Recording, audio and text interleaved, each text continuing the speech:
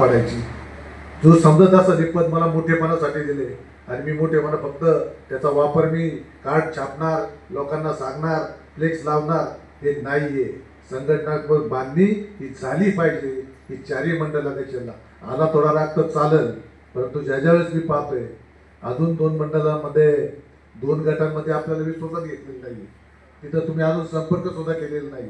माझी विनंती आहे, आपण जबाबदारी घेतल्यानंतर जे ते जिल्हाध्यक्ष कामाला सुरुवात करतोय ते आपल्याला पद देऊन 1 महिना झालाय. आपण त्या ठिकाणी तुमचा एक दौरा तरी कमीत कमी प्रमुख म्हणून लोकांची भेटून तो दौरा पूर्ण करायला पाहिजे होता. पण भविष्याचा वेळ आहे आपल्याकडे, ते केलं पाहिजे. संघटना बांधणी अत्यंत महत्वाची आहे आणि म्हणून माझी विनंती आहे, आमचा हात अमोल शेठ कायम डोक्यावरच आहे. आमच्या मनात काही वाईट नसते, डोक्यावर आहे, पाठीवर आहे. आणि मग नसेल तर मग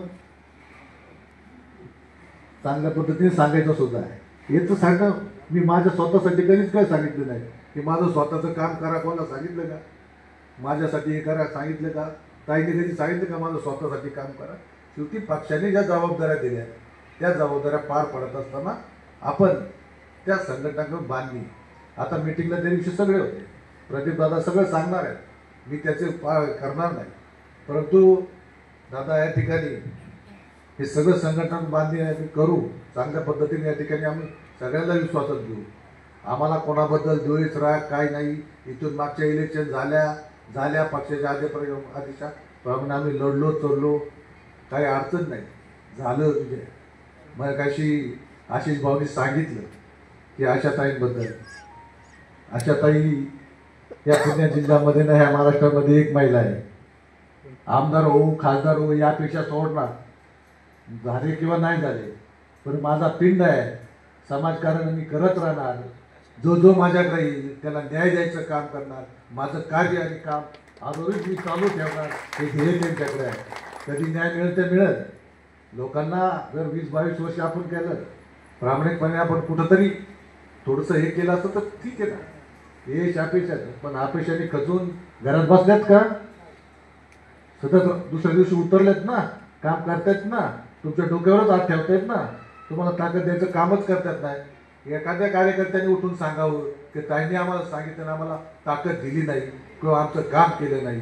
हे सर्व करत असताना ही संघटना बांधली. हा भारतीय जनता पार्टी, हा जुन्नर, जसं कसं बाकीच्या तालुक्यामध्ये म्हणतायत की पक्ष संघटना त्या ठिकाणी बळकट आहे, तशी आपण जर एकत्र होऊन जर लढलो काम केलो तर जिल्हा परिषद पंचायत समिती पक्ष सगळं द्यायला तयार आहे.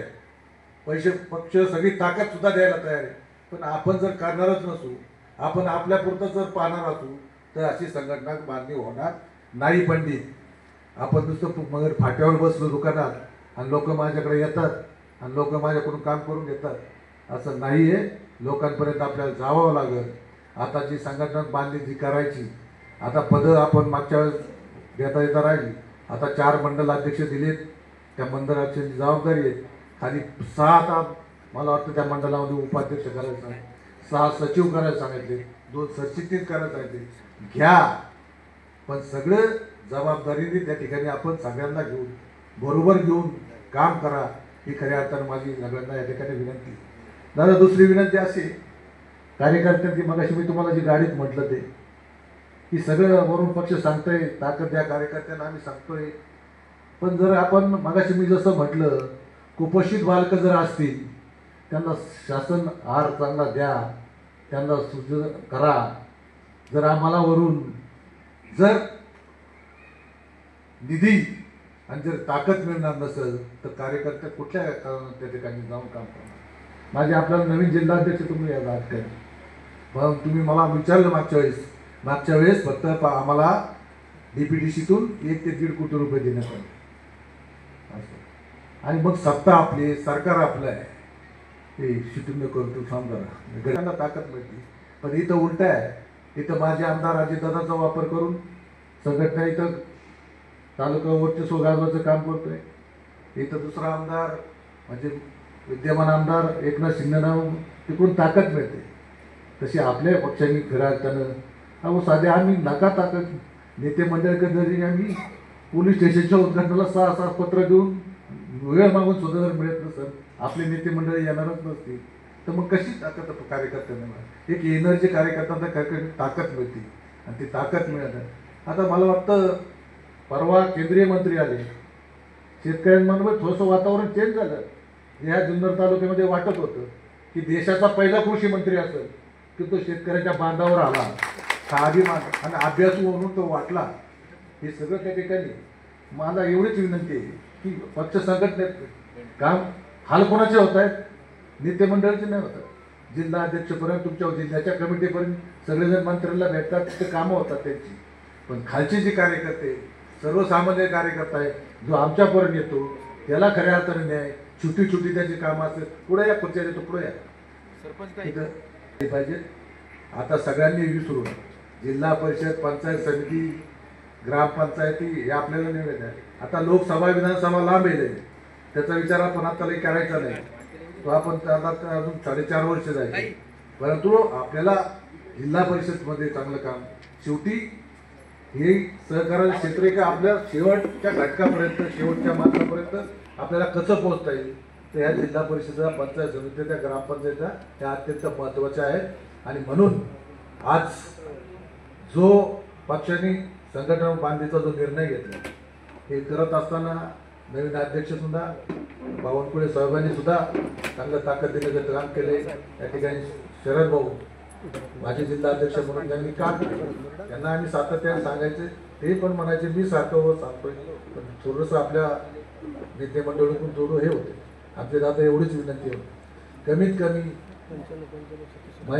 एका महिन्यातून एक जरी मंत्री तालुक्याच्या दौऱ्यावर आला तर कार्यकर्त्यांना थोडीशी एनर्जी मिळते, थोडी ताकद मिळते आणि विकास कामासंदर्भात थोडीशी तालुक्याला, शेवटी जुन्नर तालुका आहे तर अपमानास्पद वाटतं आपण नेमकी काय करतोय. आणि म्हणून कार्यकर्त्यांच्या मनातलं आहे तेही या ठिकाणी मी सांगतो.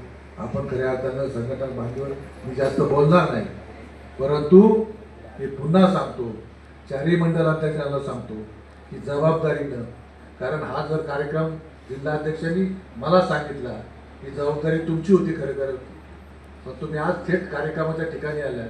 गणेश भाऊने आम्ही काल त्याचं नियोजन केले, पण आम्ही तुम्हाला येऊ नका, आम्ही इथलं सगळं पाहतो. फोन करायचं तरी काम करा, पण फोन करायचं सुद्धा काम आपण प्रामाणिकपणाने केलं नाही, माझा आरोप आहे सर्वसाधारण कार्यकर्त्याला. कारण मी ज्या ज्या कार्यकर्त्यांना फोन केले ते म्हटले तुम्ही मला सांगतायत, आम्हाला अजून कोणताच फोन आला नाही. जर सगळ्यांना प्रामाणिकपणे फोन झाले असते आणि सांगितलं असतं तर याच्या 3 पट माणसं अजून या ठिकाणी दिसली असती. आणि आता उद्या बाहेर पडल्यानंतर विचारणार आहे, ज्यावेळेस फोटो जातील त्यावेळेस आम्हाला का सांगितलं नाही, आम्ही नसतो आलो मिटिंगला, हे आम्हाला त्यावेळेस ऐकायला मिळतं. त्यामुळं उद्याचं खरं तर आता मला उद्या त्यांच्या भाषणामध्ये सांगणार होते, परंतु उद्या 6 जून शिवाजी महाराजांचा राज्याभिषेक सोहळा हा 6 जूनला असतो. त्यामुळं देशाचे पर्यटन आणि सांस्कृतिक मंत्री गजेंद्र सिंह शेखावत हे किल्ल्यावर उद्या सकाळी 8 वाजता येणार आहे. ज्या ज्या कार्यकर्त्यांना त्या ठिकाणी यायचं असेल तर त्यांनी त्या ठिकाणी यावं. कारण आता अनिल भाईंनी या ठिकाणी सांगितलं की पुन्हा एकदा आपलं सगळं उपस्थित झाल्यात, परंतु पुन्हा येताना आपण सगळ्यांना बरोबर घेऊन, बरेचसे बूथप्रमुख या ठिकाणी आलेत. आपण पद आहे, आपल्याकडे पद आहे, तर पदाधिकारी जर उपस्थित नसले पुढे जुन्नरचा बरेच प्रश्न मला गाडी विचारले, ते मी सांगणार नाही, परंतु त्याचा खऱ्या अर्थाचा रिझल्ट आपल्याला जिल्हा परिषद, पंचायत समितीला द्यायचा असेल, आपल्याचकडे काही कार्यकर्ते मोठे करायचे असतील, भविष्य काळात आपल्याला त्या ठिकाणी जायचे, ते हे सगळं करायचं असेल तर आपल्याला पहिली संघटनात्मक बांधणी करावीच लागेल आणि ती आपल्याला करायची. हा हेतू डोळ्यासमोर ठेवून आपण काम करावं अशी या ठिकाणी सगळ्यांना विनंती करतो आणि माझं भाषण या ठिकाणी